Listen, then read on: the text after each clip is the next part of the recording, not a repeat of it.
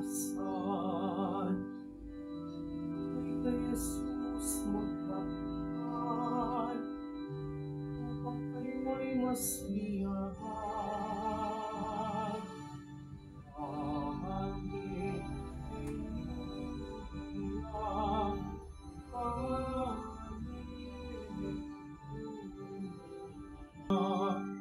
Sumainyo ang Panginoon at sumayo rin. ang mabuting balita ng Panginoon ayon kay San Lucas. Papuri sa iyo, Panginoon. Noong panahong iyon, ang mga publikano at ang mga makasalanan ay nagsisilapi upang makarinig kay Jesus. Nagbulog-bulungan ang mga Pariseo at ang mga eskriba. Ang sabi nila, ang taong ito'y nakikisalamuha sa mga makasalanan at nakikisalo sa kanila. Kaya't sinabi sa kanila ni Jesus ang talinhagang ito, kung ang sino man sa inyo ang may 100 tupa at mawala ang isa, ano ang gagawin niya? Iiwan ang 99 sa ilang at hahanapin ang nawawala hanggang sa matagpuan, hindi ba? Kapag nasumpungan nay masaya niyang papasanin ito, pagdating ng bahay, aanyayahan niya ang kaniyang mga kaibigan at mga kapitbahay. Sasabihin niya, makipagsaya kayo sa akin, sapagkat nasumpungan ko sa wakas ang tupa kong nawawala. Sinasabi ko sa inyo, magkakaroon ng higit na kagalakan sa langit dahil sa isang makasalanang nagsisisit, tumatalikod sa kaniyang kasalanan, kaysa 99 na matuwid na hindi nangangailangang magsisi. O kaya, kung ang isang babae ay may 10 salaping pilak at mawala ang isa, ano ang gagawin niya? Sisindihan niya ang ilaw, wawalisin ang bahay at hahanaping mabuti hanggang sa masumpungan ito, hindi ba? Kapag nasumpungan na ito ay aanyayahan niya ang kaniyang mga kaibigan at mga kapitbahay. Sasabihin niya, makipagsaya kayo sa akin, sapagkat nasumpungan ko sa wakas ang nawala kong salaping pilak. Sinasabi ko sa inyo, gayon din ang kagalakan ng mga anghel ng Diyos sa langit sa isang makasalanang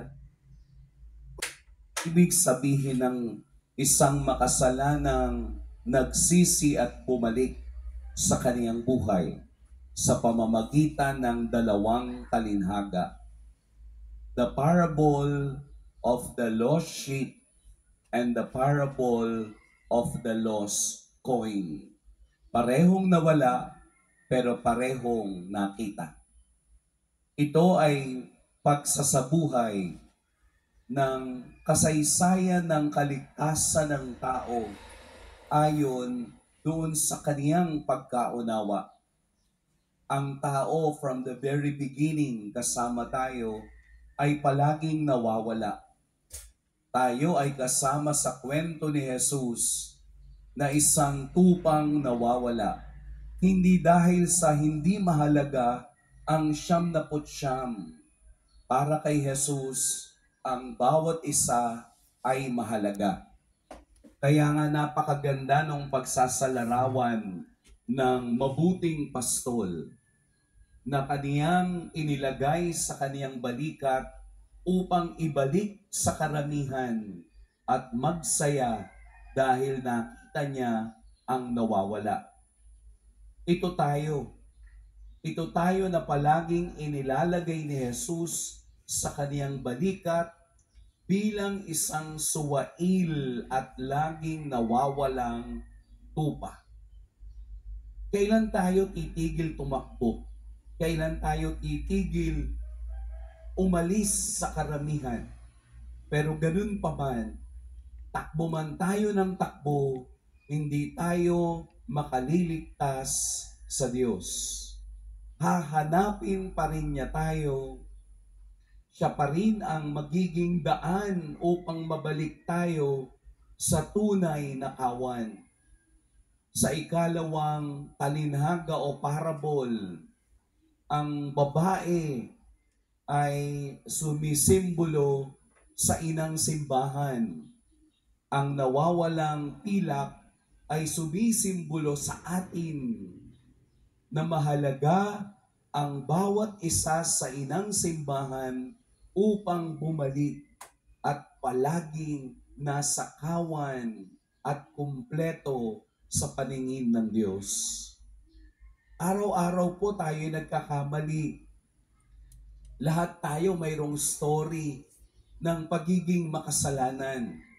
Lahat tayo laging may istorya ng pag-iwas sa Diyos. Pero ano man ang gawin natin, hindi tayo makakaiwas. Palagi pa rin tayong hahanapin at tatawagin ng Diyos sa kaniyang pangalan. Kaya nga napakaganda ng Ebanghelyo kahit na po ang unang pagbasa. Kayang ipagpalit ang isang bagay sa mas bagay na mahalaga. Kaya nating ibigay sa Diyos ang isang bagay na mas mahalaga sa ating buhay. Kaya inaanyayahan tayo palagi ng Diyos na magbalik loob sa Kanya upang lalo nating maramdaman ang Kaniyang pagmamahal, ang paglalagay niya sa atin sa balikat. Patulad ng banal na krus, patulad ng poong Nazareno, na parang napakarami niyang pasan at kasama tayo doon sa pinapasan niya. Kung tutuusin, kung iikot kayo dito sa Quiapo, parang ang lahat ng tao, pasan-pasan ni Kristo. Paano po? Imagine niyo yung mga nagtitinda. Di ba, no?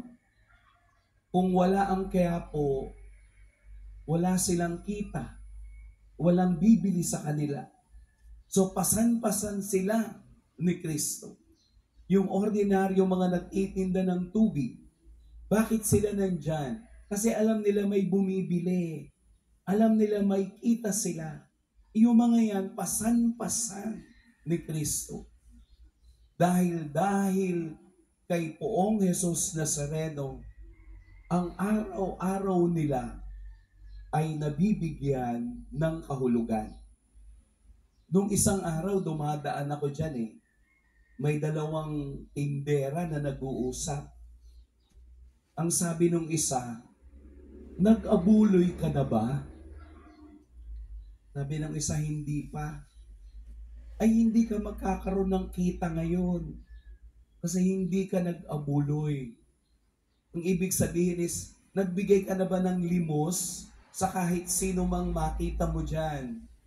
Yun pala yung kanilang pag-uunawa sa pagsunod sa Diyos. Na hindi sila kikita, hindi babalik yung kanilang puhunan kasi wala silang ginawa kabutihan sa araw na iyon. Napakalalim, napakasimple, pero napakalalim kung uunawain mo na sa kasimplehan ng buhay, nakikita nilang babalik lamang ang iyong ibinigay kung mayroon ka rin ibibigay para sa Diyos. Katulad ni Jesus na hinahanap niya ang nawawala upang ibigay ang pag-asa ng tao, upang ibigay ang awa ng Diyos na una dapat makadama nito ay ang mga taong nawawala at makasalanan. Dahil ang una lamang makadarama ng awa at pag-ibig ng Diyos ay ang taong nawalay sa Kanya at muling bumabalik katulad ng nawawalang tupa. Tayong pong lahat ay nawawalang tupa na kailangang maramdaman ang pag-ibig at awa ng Diyos.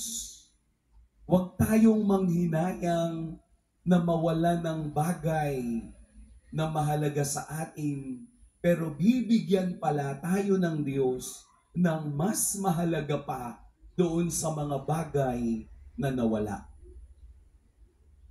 Meron po akong kilalang madre. Sabi nila doon sa isang kasama, "Sister, wala na po tayong sibuyas. Napakasimple sibuyas, nawalan sila. Wala po tayong magagamit na pangluto sa lugaw na ipapakain natin mamayang hapon doon sa ating feeding center." Alam mo, wala pang isang oras, may nagdala ng 2 sakong sibuyas. Ibig sabihin, bago pa lang doon sa bagay na nawala, magbibigay ang Diyos ng mas marami pa doon sa bagay na nawala. Anong gagawin ng mga madre doon sa 2 sakong sibuyas? So pagkatapos nilang magamit ang 3 sibuyas, yung natira sa 2 sako ay kanila namang ipinamigay. Napakahirap kung ang ulam mo puro sibuyas. Ano ang pinapakita doon sa karanasan ng mga madring ito?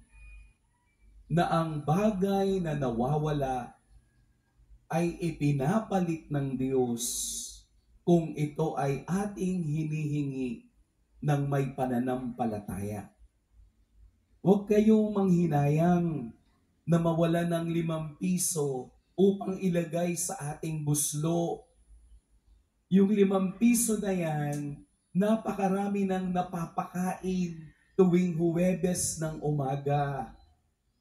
Yung 5 piso na yan, marami nang napupuntahan at naibabalik ang iba dahil sa kanilang pagkawalay sa Diyos. Ikaw ang naging mabuting pastol upang sila ay makakain sa susunod na linggo. Huwag kayong manghinayang na wala ang cellphone mo. Huwag kang manghinayang. Baka yung cellphone na yon maging mitya pa ng buhay mo.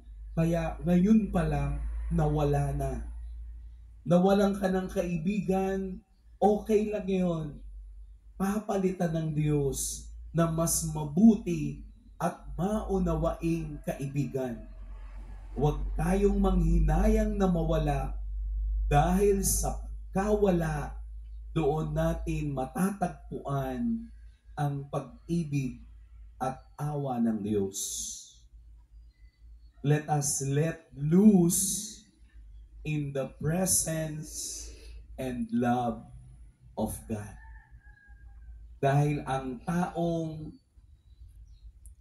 sarado ang kamay, hindi pwedeng tumanggap ng biyaya ng Diyos.